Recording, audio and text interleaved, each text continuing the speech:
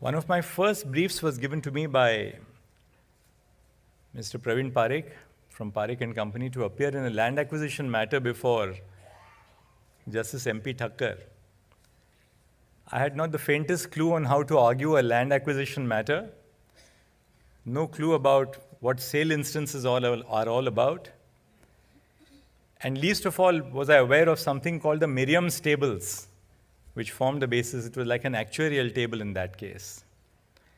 So Justice Thakkar kept the matter the next day and said, don't sleep in the night, but get ready with the brief and come and argue the matter tomorrow. And that became reported as Chimanlal Hargovindas versus State of Gujarat, on the basis of which I got several more matters. People didn't realize that the real credit for that judgment went to the judge and not to the lawyer, the young lawyer who was arguing the matter. So I really learned at the feet of the greats of the bar and the bench. I was briefed with Mr. Fali Nariman in a matter relating to the withdrawal of the prosecution of 3 chief ministers under Section 321 of the CRPC.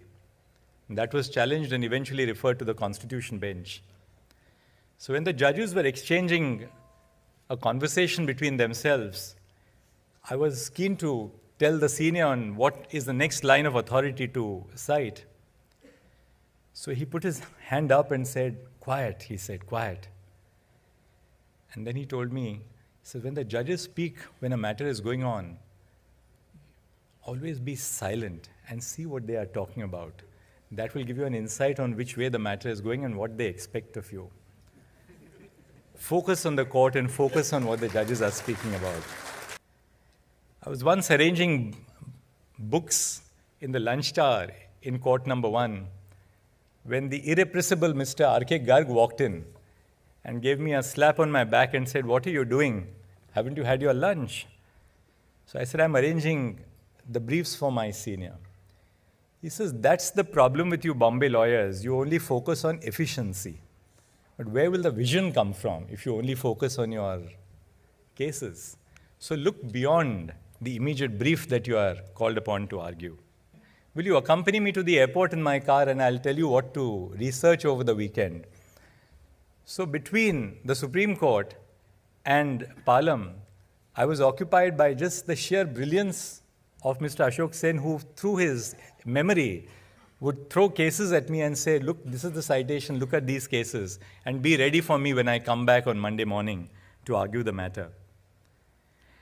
So I can really go on endlessly. But I think what I am today and what I humbly profess to be is a product of what we have learned from the greats of the bench and the bar. Is that the intestines came out.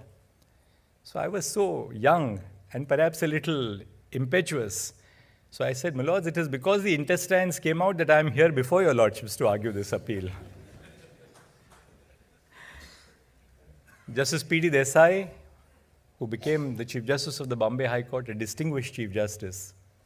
Justice P.D. Desai would hold what we call the Desai Darbar every morning in the court, which was really the process by which he tried to mediate in matters involving small people, a young laborer, a widow who is asking for family pension. And his court would be full of litigants in the morning.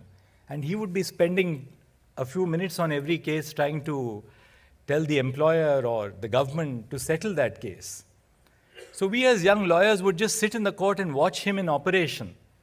And we possibly learnt a great deal about the great injustice which pervades our society and what is the plight of common citizens when they come face to face with power and authority of the state.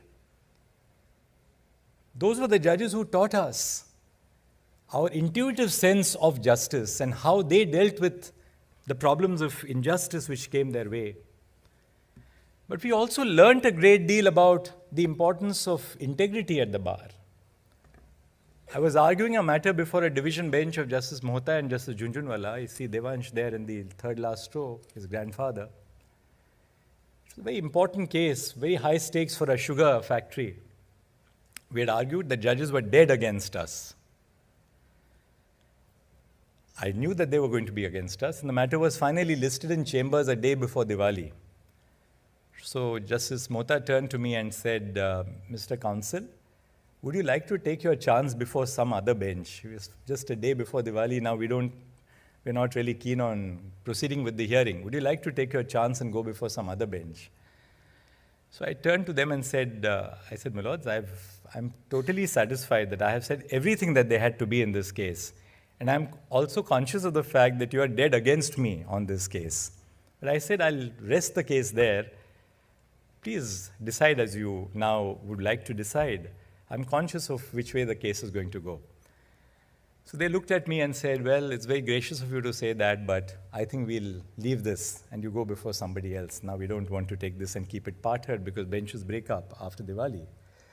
So we went before another bench after the court themselves released the matter. Before the new bench, we succeeded with a full refund of tax in that case, which also leads you to believe that all litigation has a certain degree of its own kundali, as many seniors have always told me in the court. I had a 1966 model ambassador in those days as a young lawyer, without any air conditioning, of course. And so many of the seniors whom I used to brief, many of them are here, would be driven by me and my ambassador to maybe the Commissioner of Central Excise or to the MRTP Commission or wherever. I would take longer routes if only to have a better conversation with the senior and pick up a little thing or two, some tips on the profession.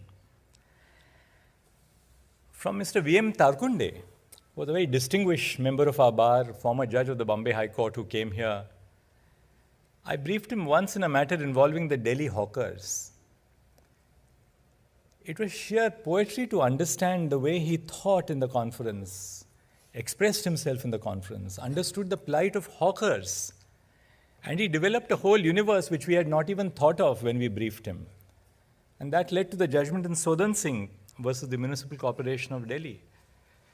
So I do believe that while we are as judges of the Supreme Court, we owe a great debt of gratitude to where we come from. Because can the river, can the rivulet, can the stream ever rise above the source?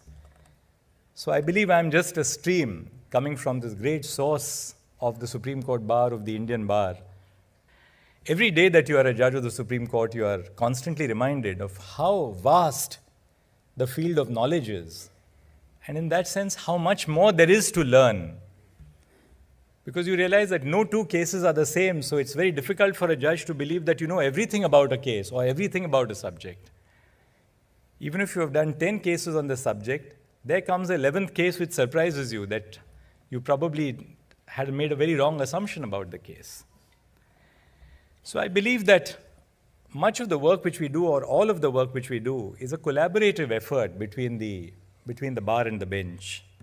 It used to be very conventional for district judges to stand when High Court judges are having their lunch or dinner, sometimes even try and serve the High Court judges. That speaks of our colonial mindset. And I would always say that, look, we will not have our food unless you sit on the same table with us and have your food. As administrative judges of the High Court, you would often have district judges who would come to brief you as Registrar Vigilance or Registrar Legal. They wouldn't dare to sit in front of you as a judge of the High Court. They would stand up and discuss the file with you. So we would go out of our way and say that, well, if you're not going to sit down, there'll be no discussion on the issue. Please sit in front of us and then we'll open the file. So all in all, I really begin by telling you that I'm not here to do miracles. I know that the challenges are high, perhaps the expectations are also great. I'm deeply grateful to you for your sense of faith. But I'm not here to do miracles, but I believe that my motto every day is that if this were to be the last day of my life, have I left the world a better place? This is what I ask myself. As judges who have come from the high courts, is to say, is this person not good enough for being appointed as a judge of the High Court? And I have my own list of lawyers which I have in my mind. I'm sure all my colleagues have that. And I've been constantly mentioning those names to the Chief Justices who have preceded me. And I'm sure that the Supreme Court, which has some of the best young minds in the country, would really be able to contribute very greatly to the enrichment of our high courts, so long as we balance, of course, the needs of the high court lawyers also to be considered for appointment. So this is really an ongoing process which we will follow. I think the chief problem which we have today is of judicial vacancies. There are 25% of the posts in the district judiciary today are vacant.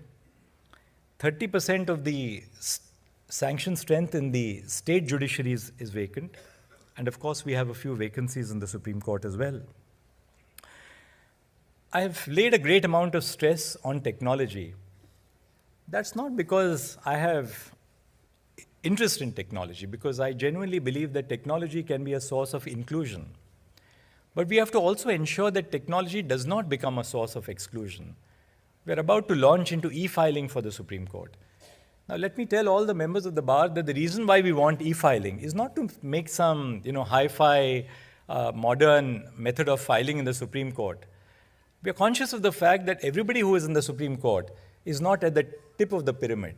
You have among the best who earn the highest fees, but you also have the massive base, the pyramid, the base of the pyramid, where lawyers earn small fees for the purpose of their daily existence. We are conscious of that. So we are also conscious of the fact that many lawyers may not have access to a good computer or access to the internet.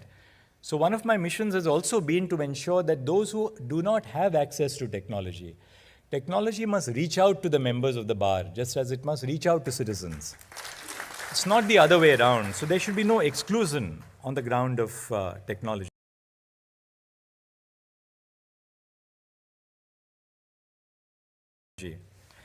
So all in all, I must tell you that this is really going to be a collaborative effort between the bar and the bench. I could go on for another hour about what plans we have in future in store. But as I said the other day, let our work do the talking and let not our speech do the talking. So I promise you that we'll work together. And I expect the same promise from you, that we'll expect collaboration between each other. We'll listen to each other. We'll talk to each other regularly. We'll be engaged in a dialogue with each other in the great belief and understanding that we are really part of one institution and we represent a common mission to deliver justice to our common citizens. I think I took a long time, but it's an emotional moment for me to come back to a bar to which I belong. And so you'll forgive me for my exceeding time. Thank you.